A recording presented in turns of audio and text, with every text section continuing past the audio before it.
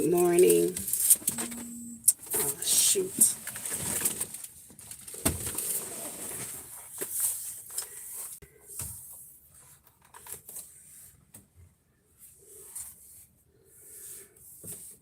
It's a little hot. Good morning, good morning, good morning, good morning, good afternoon, good evening, whatever it is in YouTube land. Good morning, Nikki. Hi. How are you? I don't plan on being on extremely long, just for a little bit. I just want to put a little thing out. Good morning, Odom. It's a lot going on right now out in this world. And I'm just tripping off of everything going on. Good morning, my Renaissance Grandma. How are you? Top of the day to you. Top of the day to you. I want to talk about a couple of things. Yeah, I do that all the time. I understand, Nikki. I want to talk about a few things. One of the things that I wanted to talk about is how important our voices are. It is so important that we realize that we have a God-given voice and that we have something that's important to say and that we cannot allow anybody to stop our voice from being heard.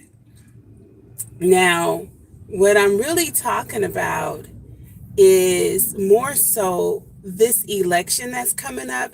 I don't do politics on this channel or anything like that. I do have an opinion, and it's just that my opinion.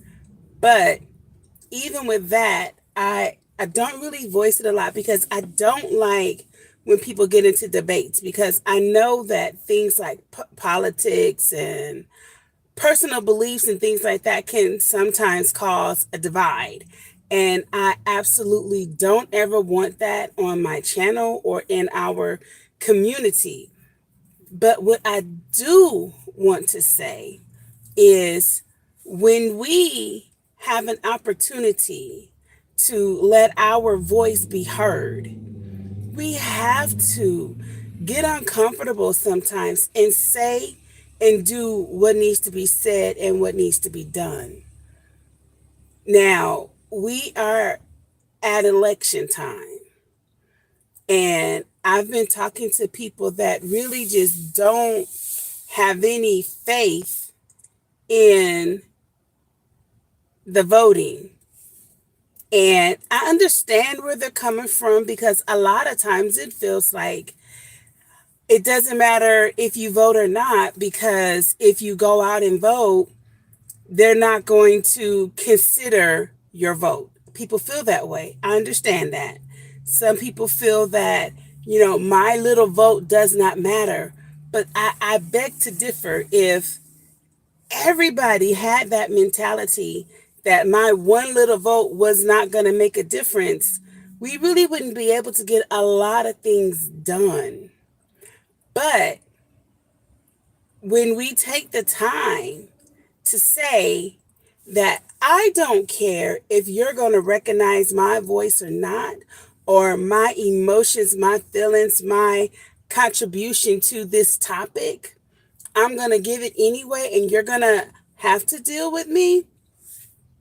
If we do that and we make the mindset that even if for some reason my vote doesn't get counted, first of all, we're not going to know it, because once we take the ballot and we fill it out and we turn it in, we don't know what they've done. But what I do know, my grandmother was born in 1921, okay, in Detroit, Michigan.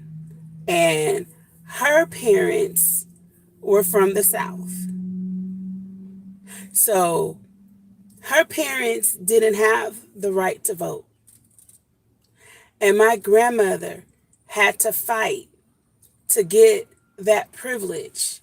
Now, my grandma, and I mean my maternal grandma, she went to Wayne State University in Michigan, and she went to the Army, and she fought for this country. My grandma met my granddaddy in the Army. They both were, they both served this country. So you can go and you can fight for a country that doesn't even value your vote, won't even give you an opportunity to vote. She had to fight through that. She had to push through that and still have to go and prove herself to be able to vote. And at first, the women couldn't vote. They allowed the black men to vote because they wanted to coerce them and have them vote like them. But then the women got an opportunity to vote. And when the non-black women had the right to vote, we still didn't have the right to vote, we meaning black women. Then finally, through all of the push through and the marching and the protesting, and let me explain something to you. Marching, protesting, boycotting are the biggest displays of sacrifice. My grandmother, God bless her soul, she was a secretary when she got out of the military. So she didn't have to do the hard work of taking care of other people's kids and things like that. But we have family that did, and I respect them so much because just imagine to be a black woman in the South taking care of white people's kids, and they're sitting here talking about the elections that's coming up at that time and everything, but at this moment they can't vote. And then you have people who are taking it for granted. They have the opportunity to do something and then they won't even do it. Now, fast forward, we have the right to go out and vote. They are trying so hard to take our vote from us, or trying to make it extremely difficult. They want to put all the red tape in front. They want to use all the red tape. Then they try to get some purple tape and make it to where we just absolutely cannot vote because they are afraid of our voice. Understand this. When you have an enemy, no matter who the enemy is, if your enemy is not concerned about you, then they don't worry about you and they don't do things to stop you from opposing them because they're not afraid. But when your enemy sees something in you that threatens them, their very concept of, just being comfortable, they don't have that. You have done something. It's something about you that can come in and infiltrate their mindset. So now they're afraid. So they're going to put up all the stumbling blocks that they can to prevent you from getting to them, or prevent you from getting to whatever it is that you are opposing on their side, because they don't want to lose. You have that in your voice. You have that in your decision making. I don't believe in telling anybody what I feel they should vote, because that's not my job. But what I will say, especially if you look like me, your ancestors went through hell and high water to give you the opportunity to go out and try to make a difference. It's not a guarantee that you will make a difference, but at least you try. If not more than just to say, I'm going to do this because my ancestors fought for me. I'm going to do this because some of my ancestors lost their lives to give me this opportunity. I'm not going to take it lightly. My kids didn't understand that, but I feel like that I feel like that with things such as reading, learning how to write, learning how to count, how to do algebra, to be able to go to an integrated school. All of these things that my ancestors fought so hard for. And then we get to a point of, well, good morning, Mr. Patrick Patterson. How are you? Um, we have fought, our ancestors have fought so hard to help us get into this place that we are right now. And we do stupid stuff to give up our freedom. They make it to where if you've been incarcerated and you have a felony, they don't want you, you don't have a right to vote. You have to fight to get that back, and go through all this red tape and everything, when the truth is we should be out there. Good, I'm happy you're doing excellent. That's good. We need to really take advantage of what our ancestors did for us. Our elders, they gave up their lives. They fought extremely hard. They got beat. A lot of the women, they don't talk about it a lot, but a lot of our women got raped during the protesting, during the boycotting and things of that nature. They went through so much. And I feel, and this is just my opinion, but I believe that one of the best ways that we can show our appreciation for everything that they went through is to go out and vote, because that's what they wanted us to do. You know, um, Georgia, you guys can vote today. Go out and vote. Good morning, Brampton. Hi, Rochelle. You guys go out and do what you need to do to make a difference, because the worst thing you can do is sit home and do nothing and then flap your gums about how this didn't work and why this is like that. Good morning, Jay. What's up, bro? How you doing? If you're not going to make your voice heard, then keep it silent. Don't say nothing. Don't make not one complaint, because when you had an opportunity to do something about it, you chose not to. So I'm not going to chew on that forever. Let's just make a decision that when voting becomes available for us, if we legally can go out and vote, go out and vote. And then how about this? Fill your car up with people who need a ride to go vote. Go seek out your elders. Go seek out people who are, mobily challenged and can't get to a voting poll. And go out and help them. I don't know. Everybody muster together.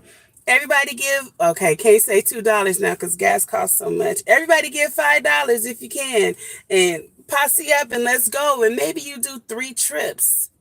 I think Georgia, you guys have what, like 3-4 days to go and vote. Fill your car up like 3 or 4 times a day. And take people, because I understand that in Georgia, they have made it extremely difficult for you guys to go out and vote. Would you say, if I knew you, it would be like that? See, I'm saying we have to vote, because they slide so many things under the radar. I tell you, every time there is an election, when you look at the ballot, you're going, I never heard about that. What's this about? Well, now you're at the polls, so you can't really like pull out your phone and start like trying to figure out what this new thing is about. It's like they try to slide things under the radar all of the time. And a lot of times they succeed because people don't pay attention, or because people don't go out and vote. So we have to really make it our mission to go out, vote, and wear your I vote sticker that they love to get. I love when I get that, because I know that my grandmother fought for me to be able to do that. My grandfather fought for me to be able to do that. So when I do it, I take it like a badge of honor. Like I honored my grandma, I honored my granddaddy. So I'm going to go out and vote. And I'm teaching my kids to go out and vote. And I don't always tell them who I think that they should vote for. I put it on the table. These are the pros, these are the cons. This is what I believe. Do your own research and make your decision upon what you have come up with, but do the work because this is vital. Because whatever they make, especially when it comes to like abortion and all of that stuff, and I'm not getting into it, but I'm just saying there's so many things. Good morning, Psalms 146. How are you? I hope that everything is going good. I'm praying for you guys. I'm praying for everybody. I have my little prayer list now of everybody, and I'm just putting y'all all on it, taking y'all to the altar. But this is very, very, very important. I need you guys to look at the ballot before you go vote. Look at the ballot and make sure you are square on everything that they have there because they sneak stuff in. Make sure you have a full understanding so that when you vote correctly. Correctly according to you, not according to me or to the government, but to you. And then I want you to just realize that your voice does matter. They try to make us think that we don't.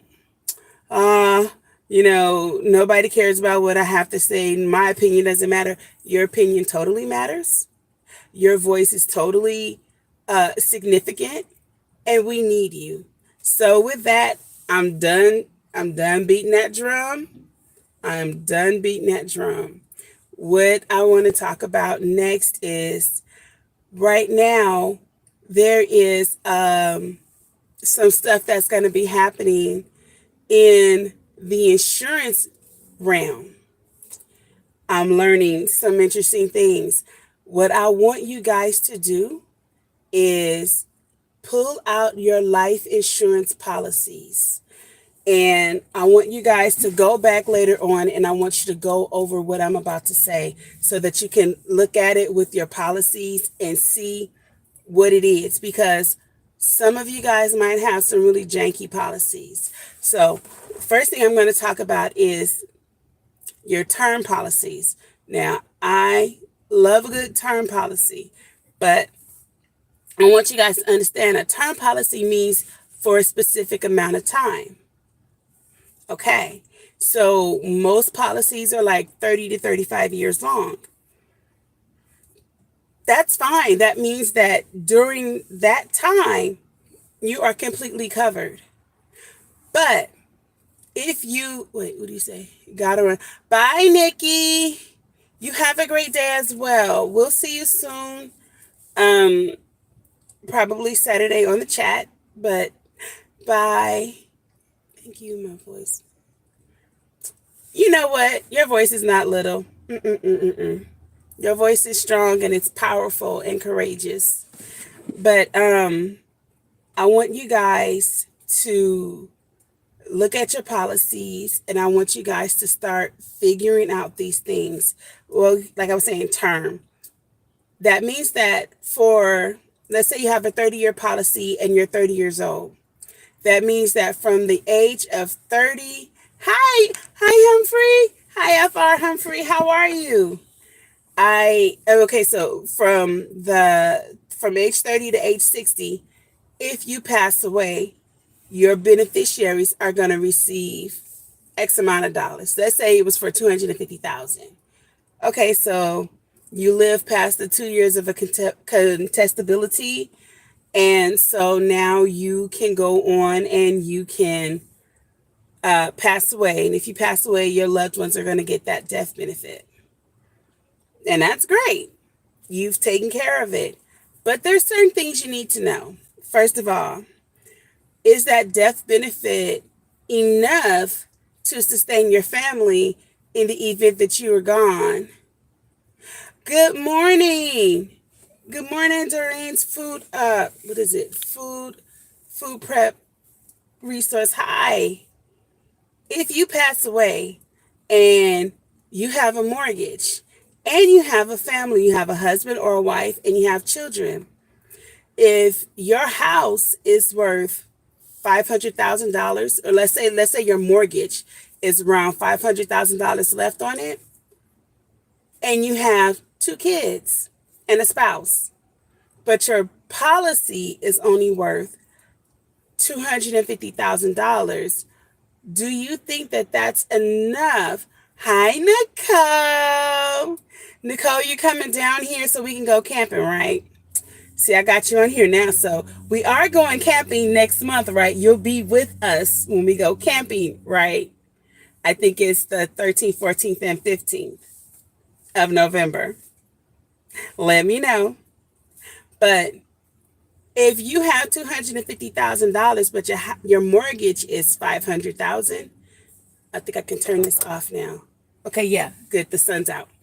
You really don't have enough to leave your family financially sound. A lot of people think of life insurance as burial insurance, and it's not. It's income replacement, because when you pass away, the bills don't stop. They don't stop. They continue, but you're not there. So if you have children, you have to make sure that you have enough money left over, because you no longer can financially take care of them. What you leave when you pass is what's left. You don't get to do anything else. So we need to make sure that that is one of the most important things, that we have enough. Do you have enough money to pay the mortgage off, pay the car off, pay the bills down, and financially take care of your kids? If you have small children, do you have money that is put aside, or do you have enough money inside of your policy to pay for college for your kids, to pay for graduation, the senior year? Oh my gosh, senior prom, the picnic, the senior activities that they do, the pictures, all of that stuff. That's like $3,000-$4,000 in itself, just the senior. Then the graduation party, grad night, all of those things. Money should be put aside. And then, like for me, like I have 6 kids. You have to look at that. Do you have this set up for each kid? These are the things that you start to think about when you're looking at how much money do I have saved. Yes, paying for groceries. Exactly. Paying for groceries. Gosh, it's not going to get cheaper. It just is not. It's not going to get cheaper. This is just where we are. So if we were to pass right now, how are our kids going to eat if we don't have enough life insurance? So what I would advise you to do is look at your policy and see, if you pass right now, do you have enough death benefit to provide for paying off the mortgage, paying down the bills, paying off the car, and being able to provide for your family? And then if you want to have a little something left over, then, fine, after all that, for your kids, so that when they turn 18, they can get a few $1,000s or whatever, and also have money for college. I want you to make sure of that. And then you only have one kid. So it makes, it does make it easier.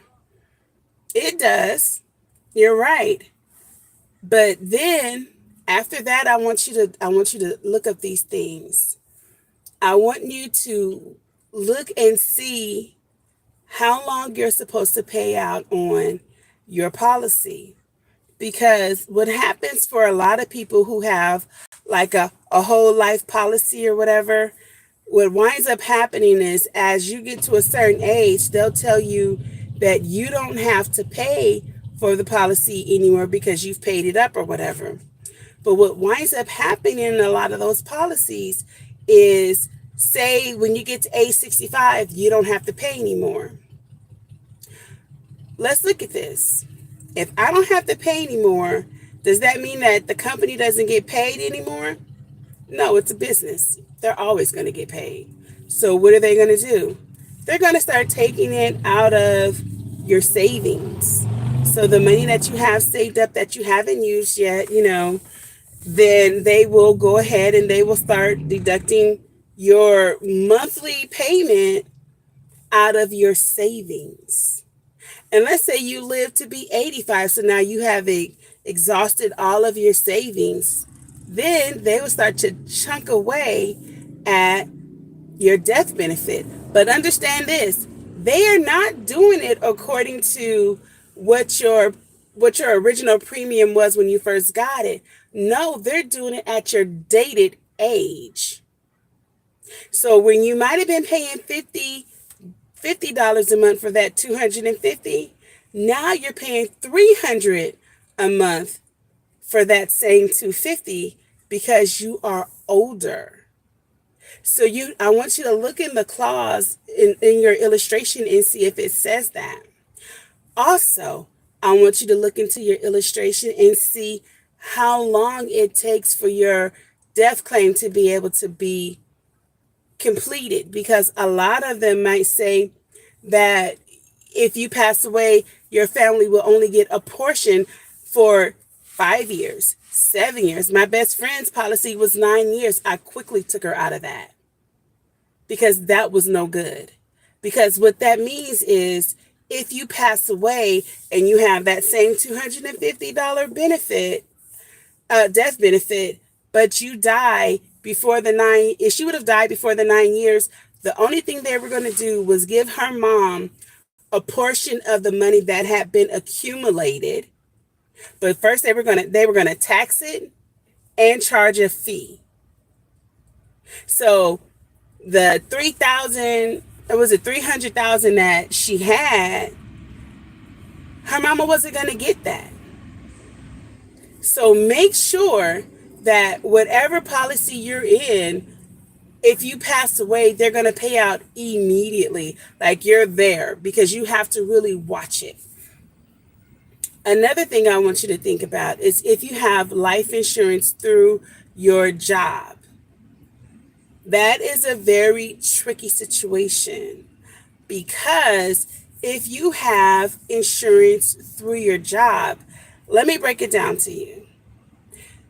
In the state of California, because I'm licensed in California, in the state of California, California says that if you have 10 or more employees, good morning. Good morning. If you have 10 or more employees, you must provide health insurance and life insurance. That's just the rule. So what they do is they say, okay, fine, I'm going to give them life insurance. So they offer the life insurance. You got to take it. But this is the thing that a lot of people don't understand. When they offer you a policy, they are also taking out a policy on you. You sign off on it and you don't even know. To have you guys come into this room and you have somebody most of the times giving a presentation on the products that they have to offer, and then you have to pick. You have to pick a health insurance, you have to pick a life insurance. And so this is the thing. Well, I know a lot of them now, they're sending it electronically or giving you a packet, but you have to pick from it, and you have this window that you got to pick from, or they'll pick for you. And so this is the thing. You might get like a $100,000 policy out on yourself, and you think you're killing the game because it doesn't cost you but like $15, $20, right? But what if you knew that your company took out like a $500,000 policy out on you? And if you pass away, they're going to get the $500,000, and they don't have to give your family nothing. Nothing. Why is that legal? Let me tell you why it's legal. So they have gone through the process of putting out advertisement for this position, right? And then they have to go through the hiring, where they have to have you come in and they have to interview you, and they have to go through, weeding out all of these people and everything. And so then what happens is then they have to have a meeting on who they're going to hire. All of these things take time and they take money. So then they have to hire somebody. Then they have to train that person. So all of that takes a little bit of time and even littler money, right? Because normally they get somebody that already works there to do that, and they just make them do two jobs, but don't pay them anymore. That's how they do it. But the thing is, even in that, they have in their minds, they've lost some money. So when you die and they have a policy out on you, they get paid from your death, and they get more than your family. That's so stupid. But this is the kicker. Brace yourself.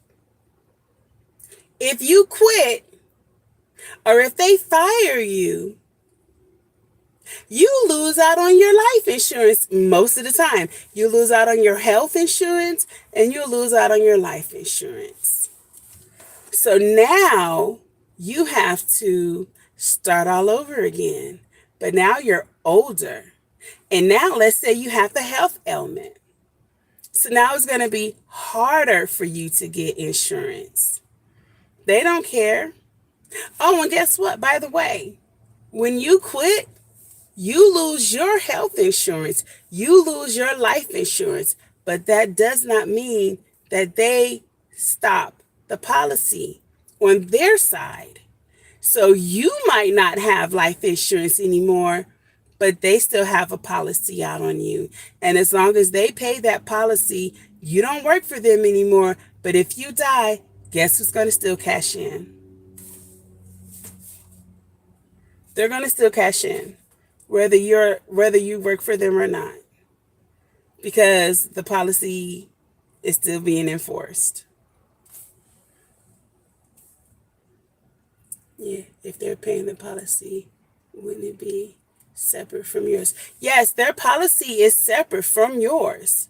So if you quit working there, they still get paid. But you don't have a policy anymore because you're not their employee. So now you're older and you go to work at another company, and then you have to start all over again. You're older. You might have put on some weight. You might have had a couple of kids and then gained some weight. Whatever the case may be, now they're going to rate you where you are now. So you might have an autoimmune deficiency. You might have had cancer. You might have had a stroke. Anything could have happened. If you have your policy, you cannot deny the company.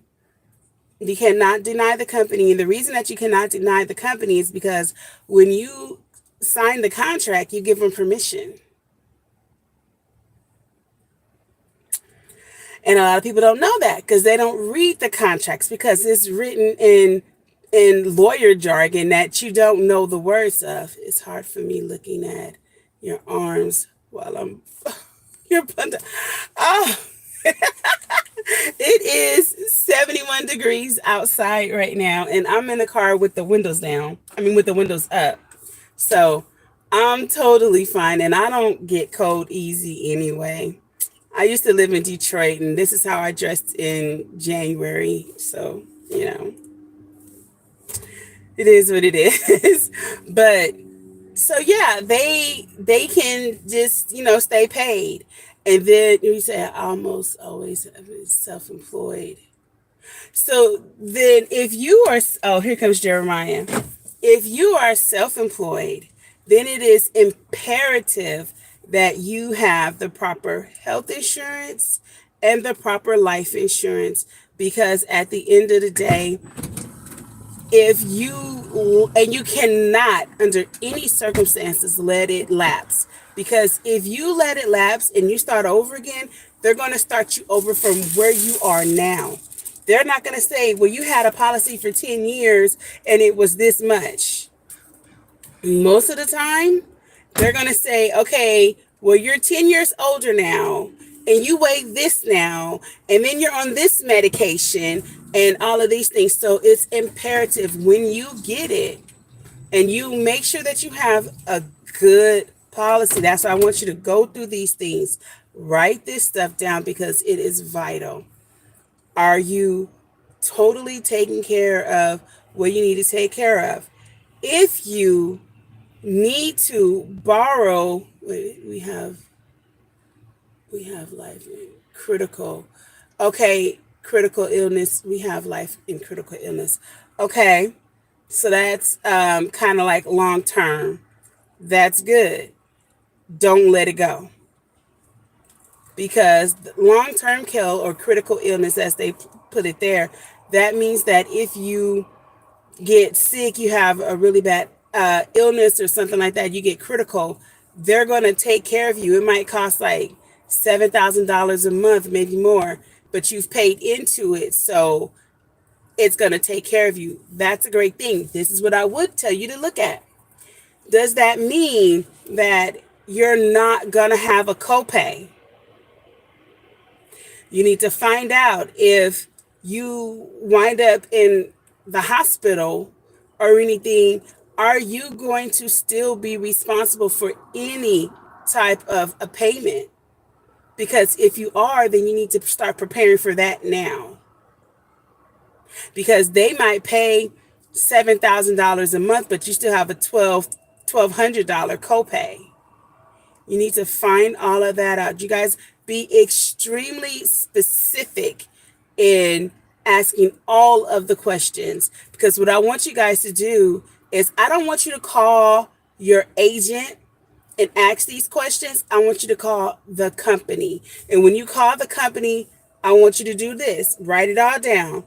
The date and the time that you got on this phone call, every single person you talk to and which department they work in, and have it all written down. You have a log of everything, every question that you ask, so that they can't say this didn't happen. If you can put that recorder app on your phone, I would advise you to do that for this conversation because it's vital. It is so vital because a lot of times one person to give you this information and then another person to give you other information and it will contradict itself. So this way you will know absolutely this is what it is. That to me is very important. I want you to ask them if you have a whole life policy, not a term, because you can't borrow off of a term, but with a whole life policy, if I needed to borrow from my policy, how long do I have to wait to be able to receive it? What do I have to do to be able to request it? Because some companies will not accept an email or a text. They want you to handwrite it out and mail it in. So what would I have to do if I needed to borrow from it? Oh, that's good. Oh, yeah, you're right. I keep forgetting that you are in Canada. That's a great thing. That's a great thing. Then you have to ask them, what is the interest rate? A lot of insurance companies, most insurance companies are between 6 to 8% interest on savings that you have saved if you need to borrow from yourself. And then ask them, how long do I have to pay this off? What will happen? Good morning, GT. What's up, Alaska? What would happen if you don't pay it off in time and you pass away? Are they just going to deduct that out of the death benefit? And if they do, are they going to take tax? Are they going to charge tax and interest on it? Because these are things you got to figure this out. And the reason that I'm saying that is because in the event that you do, which I never really advise people to do, but sometimes circumstances come up and you just have to, and you don't have a choice. Oh, so it's a lump sum when you get a die. Oh, okay. That's different. Well, then, if you have that, then you also need to take into consideration they're going to give you a lump sum. But what if that lump sum is not enough to pay the medical bills? Then what are you going to do? Do you have health insurance that is going to take complete care of you and not pile on a bunch of bills? Because what if your health insurance and your lump sum is not enough? Then what are you guys going to do? So the medical bills are covered. Okay, good. Then you got it. You guys have a great policy. You guys have a great system, it sounds like. So that's awesome. Then the last thing that I think I will tell you to do, and to me, this is the absolute most important thing. The medication. The medication will be an issue. Ooh, ooh. You might start trying to look at, like out here we have Good RX, which if you have say your albuterol cost $42, you can go to GoodRx and just download it on your phone or look it up. You don't even have to download it, just look it up on your phone and it'll show you all of the different pharmacies where you are and who will give you like the cheapest price. And then that helps you save money. Cause like when my son needed his asthma pump, we were in the process of switching insurance. So our old insurance wasn't accepted in the city that we were in, San Bernardino County, because we were LA County. So they it wouldn't cross over. So I had to go to Good RX and I found this albuterol for $11 and it was like $60 if I would have got it from CVS. So, you know. Oh good, I'm happy they're covered. See, you're good. But I need you guys to look and talk to the company and find out this. Say you have a whole life policy or some ULs and everything like that. Ask them, well, look on the policy and it will tell you option A, option B, one, two, this or that, either or. It'll be worded similar to that. But what it will tell you is that if you have a death benefit of $250,000, but you have a savings of $50,000, together that's 300,000. So you think I got 300,000. No, you don't.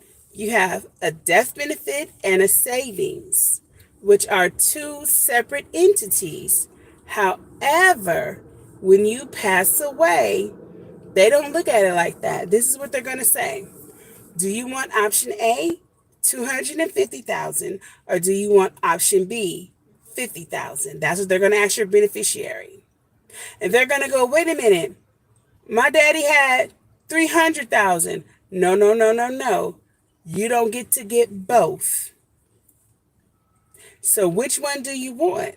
Well, the logical thing is to say, I want option A, that 250,000. And they're going to say, oh, okay, we'll cut you your check. You'll get it. So then what happens to that 50,000?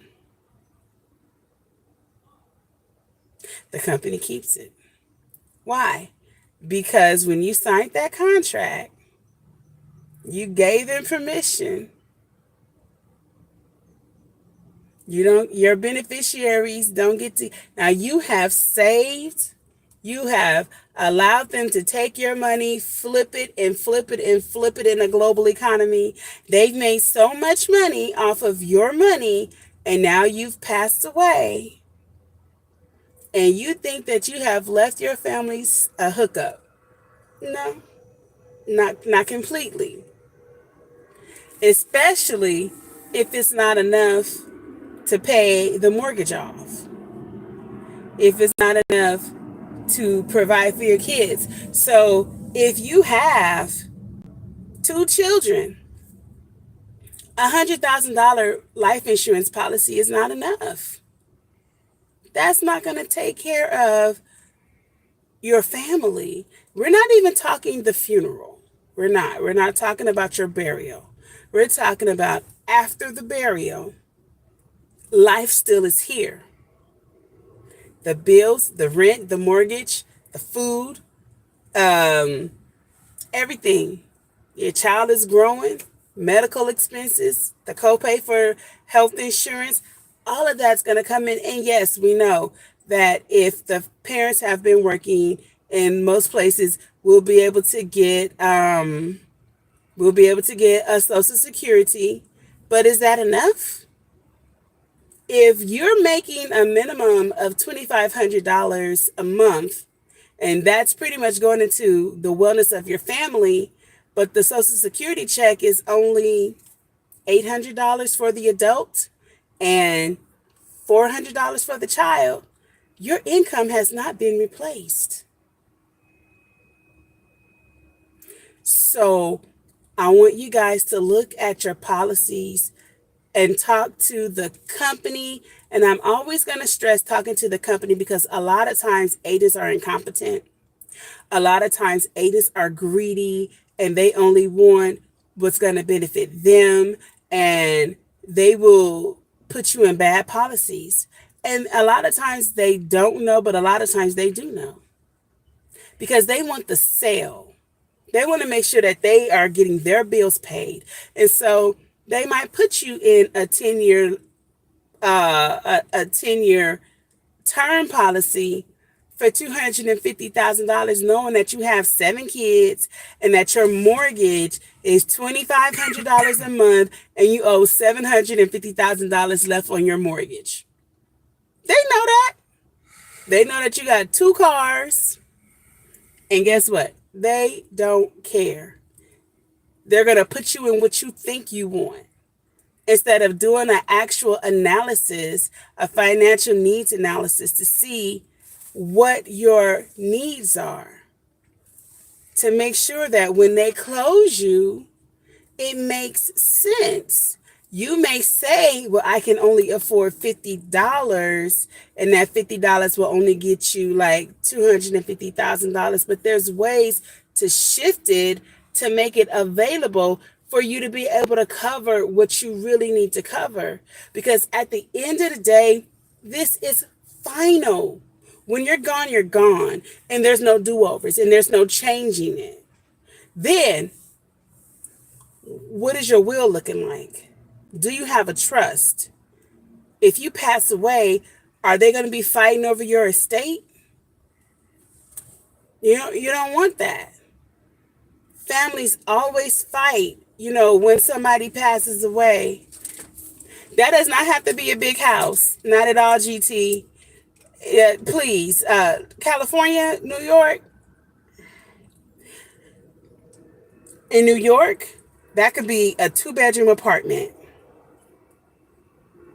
That's a walk up without an elevator and no balcony and 1 bathroom. I'm just saying. I'm not going to slam New York. New York is a mess. New York is extremely expensive. I watched the guy that goes up to people and says, how much do you pay for your rent? And they're like $5,000, $2,000. This one guy's paying like $2,200 and his apartment was 100 square feet. I kid you not.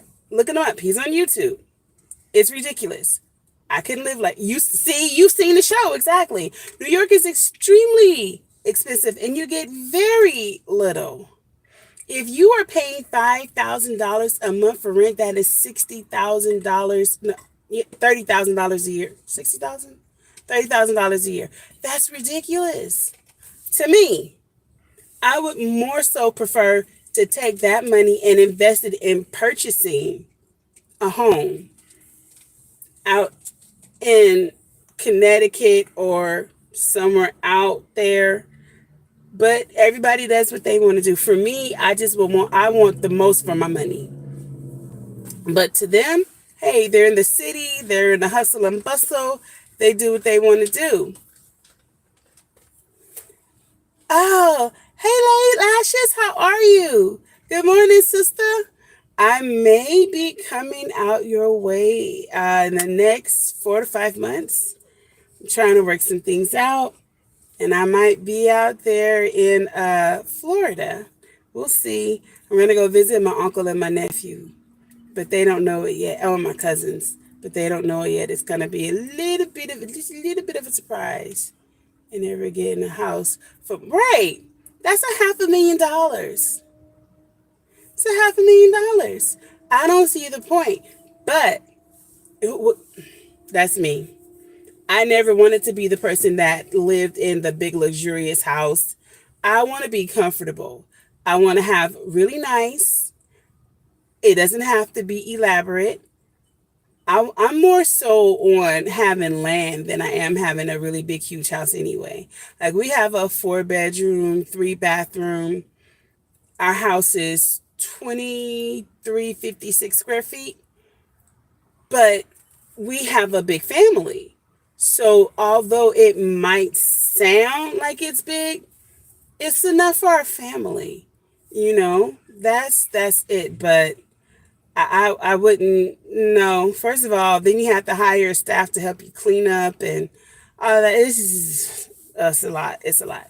But back to the insurance. Make sure that everything is taken care of.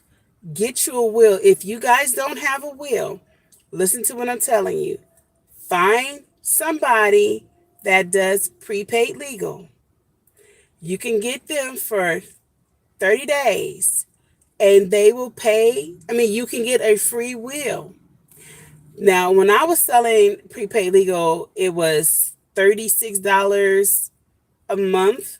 It may be more, maybe somewhere around $50, $60. But so what? It's an investment because you can go to them and you can get your will done for free.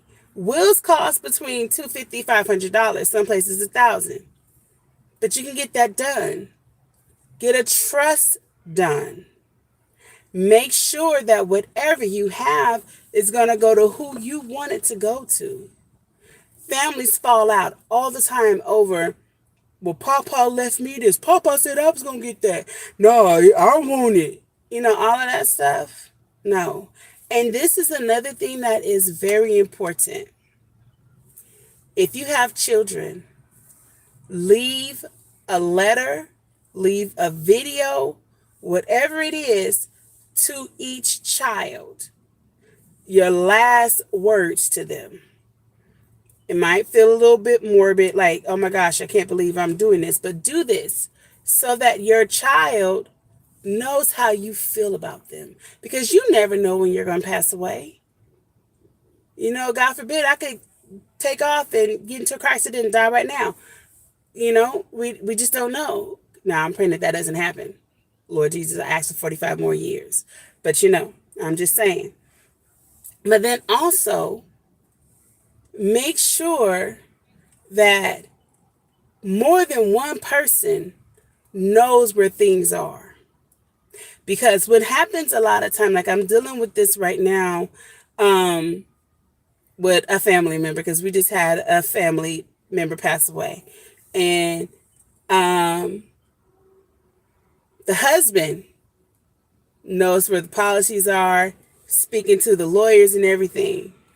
But her grown adult children don't know where things are. So they don't know what's on the policies, who was left what, all of these types of things. Don't do that. When you have adult children, if they are credible, if you can trust them, while you are alive, put their names on your bank accounts. And you can have it, not that they have access to go do anything to your accounts, but I'm sorry, y'all, that airplane. I just wanted some air in here. But when my mom passed away, my name was on her, I was her beneficiary on some of her bank accounts, but not on all of them. And so then I had to take her death certificate and go and show that I was her child. But, and I was her beneficiary, I'm my only child and everything. But what the lady told me was, you need to hurry up and get that death certificate. And I said, why? I said, I'm our only kid. She said, it doesn't matter. She said, anybody could go get their hands on her death certificate because she doesn't have a beneficiary. Anybody could go and get her death certificate and come in and get everything that's in her bank account. And that got me to thinking. I said, well, dang, you know, now only certain people can get your death certificate. But, and this was in this was last year in January. So you know what things were like. But that got me to thinking, if I were to pass away and I haven't put my children on as my beneficiaries, then anybody could come, or say me and their dad weren't doing good at that time. Now, I'm not saying we're doing bad. I'm not putting that narrative out there. I'm just saying, in the event that he and I weren't doing good and I died, he could come and take everything from my kids. You know, not that he would do that because my kids are his. I'm not saying that. I'm just saying it could happen. You know, it could happen for anybody. So make sure that you have people who know where your policies are. All of your important papers should be put in one specific place that's preferably in a fire waterproof vault or box or whatever, so that it can't catch on fire and the papers can't get messed up in the event of a flood or whatever. But also have copies. You can have a copy of everything on an email that you have sent to specific people, and then you have them put it in a file in their email, like Laisha's Journeys file. And inside of that file are all of her important documents. You know, just saying. That way, in the event, say you don't know who the lawyer is, it's in this file. Everything is in the file. So when you pass away, people are not scratching their heads, fighting, trying to figure out who had the policies? Well, what company is it? And then you got to sit up and call, did my mom have a policy with you? Oh, did my mom have No, you ain't got to do all of that. You know exactly what the company is. You have a copy of it. You know who the agent is to contact. And everybody, let your family know who your agent is. Because in the event that you pass away, then they know to go to this agent. And even if the agent isn't working for the company anymore, it doesn't matter. They can still steer you into the right direction. So I hope that was helpful for you guys. You guys have any questions or anything before I get off?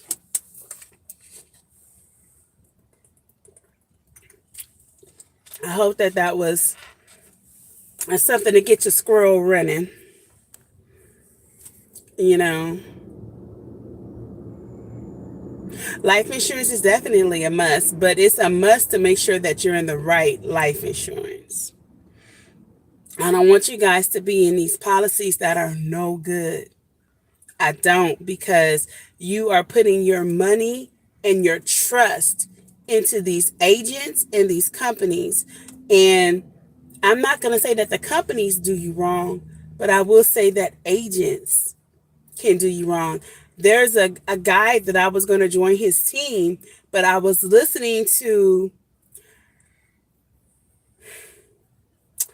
I'm not going to say that GoFundMe's are embarrassing, but I will, because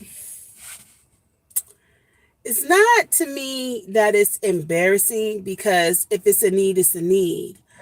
But if we can prevent it by taking the proper precautions to make sure that when someone passes, we have them covered, then we're good. And I'm going to say this. Rambo, what it do, bro? How are you? What I want to say is this. In my community, and when I say this, Brampton, this ain't got nothing to do with you. For my people who look like me, listen up. We drink it, we smoke it, we wear it, we drive it, but we don't have deeds. to our property. And I'm talking about our money.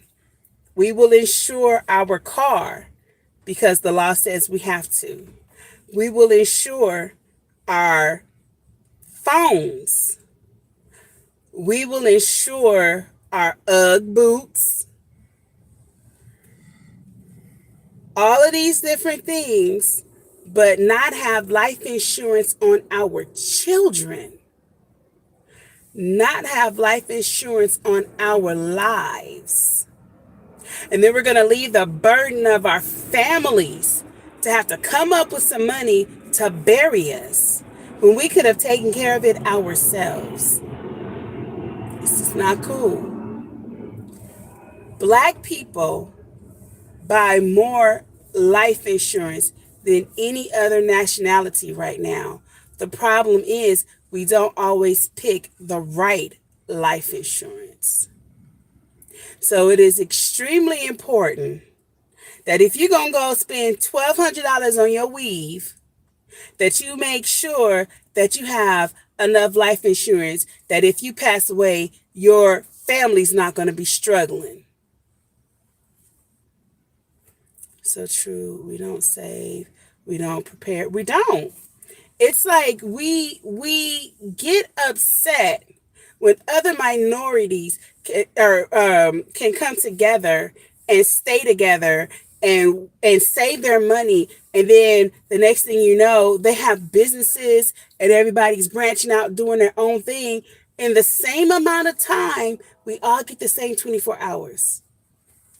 What you do in those 24 hours are up to you, but you can either be working towards making a life for yourself and your family, or you can be working against it. So we need to, as a people, make the decision that we're going to see the needs and feel the needs and handle it ourselves. Our money is always going to the wrong place. I don't know what makes us think that we have to pay $1,500 for a pair of shoes and still be living in an apartment. That's the dumbest thing. First of all, I don't think that we should ever pay that much money for a pair of shoes. But if you really, truly have it like that, if you're making $600,000 a year, then I guess I can understand paying $1,500 for some shoes. Not really, but whatever. It does not matter if you have on red bottoms or just some good, comfortable shoes. If you have a few million in the bank that are yours, and then maybe splurge here and splurge there. But most of us are not living like that. Most of us are not living like that. But we are so focused on wanting to look the part instead of being the part. I had a college professor, and after I say this, I really have to go. I had a college professor when I was going to El Camino College Compton Center. He is a brilliant mind. Brilliant mind. He is one of the scientists that figured out that Pluto was not a real, what is it? I want to say globe, but that's not it. What is the word, Jay? Pluto is, what are these? I'm having a brain fart. What is this world? What do we call it? No, each planet, there you go. That is, Pluto is not a real planet, that it was a dwarf planet. This man is a genius. He is published 1,000,000 times over. And he's a professor. He wears the same black pants every day. He wears 3 different shirts. And you can see that it's the same black pants because the same chalk will be on them. This man is brilliant, and he's got money coming out of his ears. Still drives his Saturn. Why? Because he is the part. He doesn't have to look it. That man's got money on top of money on top of money. And I think he only has 2 kids. But then here's the person that's only making $30,000. with the weave past her, but the eyelashes going to her, they might as well be a part of her bangs or her, what do you call this stuff? The sideburn. Just come on now. Come on now. We got to do better, people. We got to do better because we are great, but we have to live our greatness. Instead of saying, look at me, look at me, look at me, just be you. All right, y'all. I have to go. I got a meeting right now. So thanks for tuning in to Callie's Homesteading with Pooh Bear. I'm your girl Pooh Bear. God willing, I'll see y'all soon. Bye bye for now.